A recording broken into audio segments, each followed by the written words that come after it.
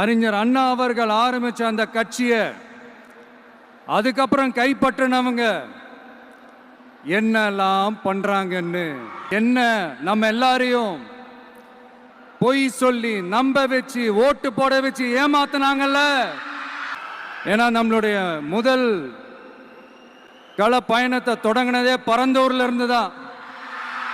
அதனால நமக்கு எல்லாமும் கொடுத்த நம்ம மக்களுக்காக எல்லா நல்லதையும் செய்யணும், அதுவும் சட்டப்பூர்வமாக செய்யணும், அங்கீகாரத்தோட செய்யணும், அதிகாரப்பூர்வமாக செய்யணும், ஒட்டுமொத்த தமிழ்நாட்டு மக்களுக்கும் செய்யணும், ஒரே மாதிரி செய்யணும், ஒரே எண்ணத்தோட செய்யணும்.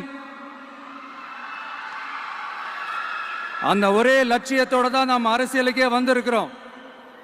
அதனாலதான் மக்களிடம் செல் அப்படின்னு சொன்ன அண்ணாவை கையில் எடுத்தோம். கொள்கையா அதுனப்பா கிலோ என்ன விலை என்னன்னு கேட்கிற அளவுக்கு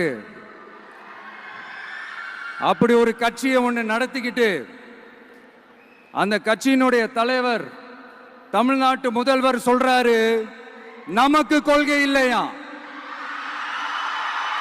எப்படி நமக்கு கொள்கை இல்லையா?